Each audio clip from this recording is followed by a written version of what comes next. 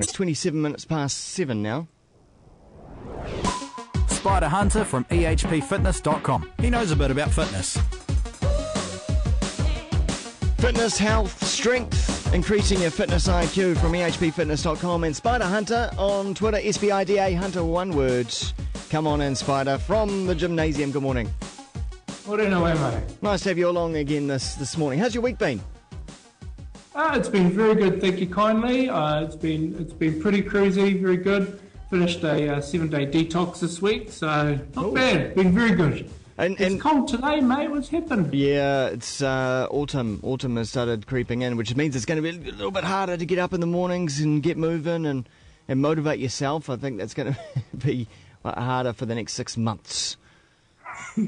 Well, we hibernate like bears. Yeah. Hey, tell us about this detox. What was the deal with this, and what did it involve? It was just a 7-day detox. We've discussed detoxes before. I've never been a big fan of them, because people always use them for the wrong reasons. I think they use them for weight loss. I don't have weight loss issues, so I just did it as an exploration of my mind, really, and could I do it even? And so it was mostly, I had one main meal in the day, which was brown rice with either steamed or raw vegetables. Yeah. And the rest of the time was just juiced up vegetables. Doesn't sound very... Veggies like carrots and... Oh, yeah. A little bit of it sounds fun, but beetroot. the brown rice and stuff, that doesn't sound very fun, Spida. Well, this was all the stuff that come up, mate, because the first 30 hours, I've got to be honest, the first 30 hours almost broke me, Wammo. Yeah. It was hard, eh? Yeah. I've got, it brought up heaps of belief issues about food for me, and that first 24 hours, I was like, I don't know if I can do this. This is killing me. But you're out the other side. How do you feel? Oh, mate, really kind of peaceful, and I actually had an appreciation of accepting hunger, and I've never been hungry, even when I wanted to drop a bit of fat and lean up, I just eat more vegetables and protein. And so me and hunger, I just have never faced that kind of demon. And once I accepted hunger and accepted how much crap it brought up in my mind to make me think stuff that's not real, it was actually it was quite fun and really enjoyable. Like brown rice and steamed vegetables to most people isn't much fun, but I really, really enjoyed every bite because, I eat 6 times a day. So normally I just scoff my food, get back into whatever I'm doing. Yeah. I just all peaceful and, blah, blah, blah, blah, blah. Well, peaceful or delirious, I think, off your mind. It depends. Through my mind, it was peaceful. Through other people's perception, it was probably, what's this cooker guy on? I get really, I can't deal with hunger because I get really anxious and what I call hangry. I fly into a bit of not a rage, but I just get really annoyed. I'm not much of a rager, to be fair. Mate, you should come to my house and see me when I'm hungry. When I'm hangry, it's not good with me. It's not good, eh? So, I have the exact same experience, and now I feel a lot more at peace with it. Like now I get hungry because I'm still kind of exploring the principles of it. Like I've really explored the amount of protein we consume in modern day society. I question that now, where 7 days ago you would have been like, you should cut back your protein spot. I would have told you to go have a big poo. Yeah, what do you mean, like because of the sources of protein, where it comes from? Is that what you're worried about? I think some of it is. I think you've got 2 issues. I think you've got the quality of the protein in the supermarkets, and then I think you've got the quantity that we consume. Because if you look back at the caveman days, and again, this is my perception of caveman days, they wouldn't have ate meat every day because they would have been fasting at some stage. It was seasonal. They might have had seafood for a couple of days, and they would have gone hunting for 3 days, and then they would have had meat for 3-4 days, and then they would have had plant-based protein while they were hunting, because if you don't catch, you don't eat. So where today our form of catching meat is go to the supermarket, buy it in a big bulk bag, and cook it up every night. Yeah. So I changed. question... Yeah, I think a rotation of protein sources is much more wise now, post the 7-day detox, and I felt heaps better without the protein because there's no protein in my detox during that time and fast. So I felt heaps better. And I'm not a born-again vegetarian. I still believe in protein. I just believe we need to rotate our sources a lot more and lay off mainstream consumption of supermarket meats a bit more. All right. But that goes against some of the belief stuff that I brought up, because how Māoris and Islanders love to eat, brother. Yeah, yeah. So I had all those belief issues come up about being hungry and Yeah. meat and meat and 3 veg and all that stuff. So it was cool, man. It was real cool. I wouldn't advise it for people because everyone goes on the weight loss vegan, Yeah. Everyone's like, I wouldn't do that. That's just silly and all this. And each to their own.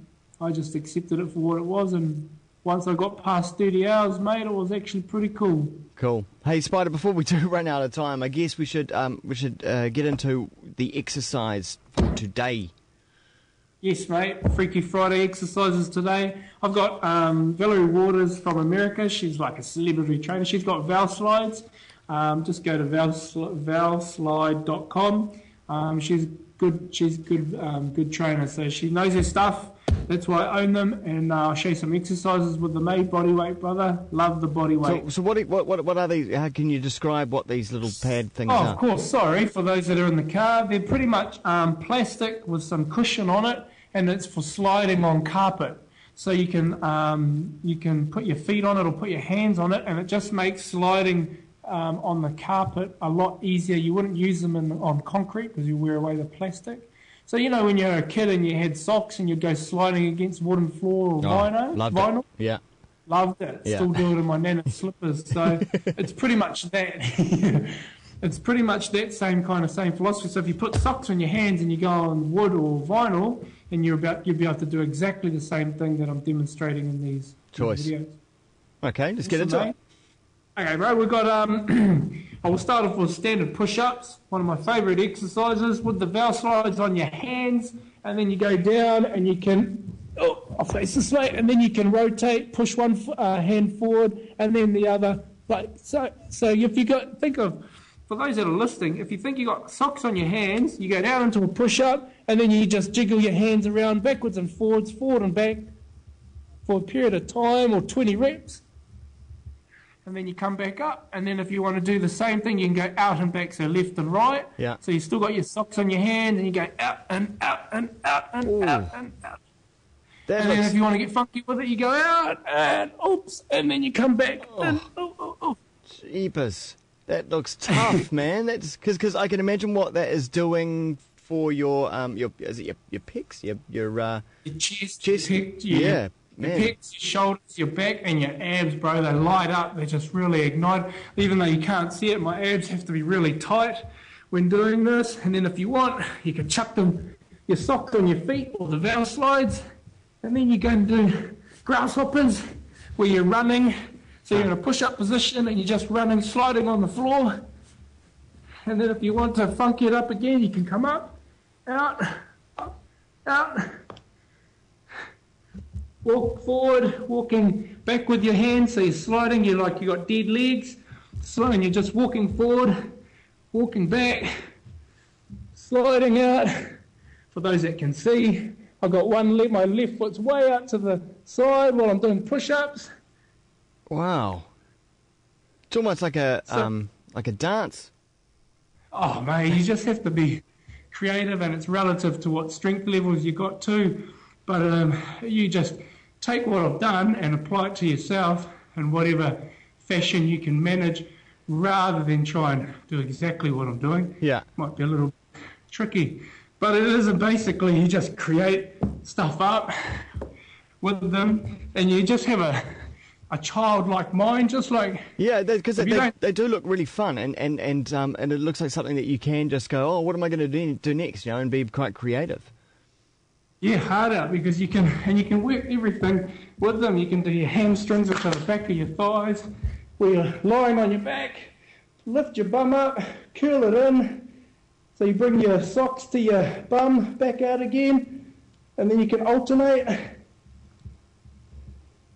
Wow, choice. Bridges, so you've got all sorts.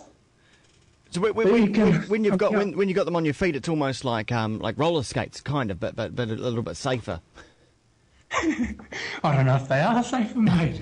No, yeah, they are. Yeah. They're heaps of fun, and I mean, you don't need these, but if you do, you just go to Valslides.com and yeah, cheap as chips. I think they're $30 US, so and you can have them at home or have them in the gym like this and kick ass with them, brother. Great, Spida. That's it's been really entertaining this morning. And if you've been listening to this and you want to go and see the video, you'll be able to check it out online once again. It'll be in my YouTube channel up at kiwifm.co.nz. Click on the show page link, Radio Wammo. And of course, check out Spida at ehpfitness.com and on Twitter, Spida Hunter, SPIDA Hunter, one word. We'll see you next week, Spida.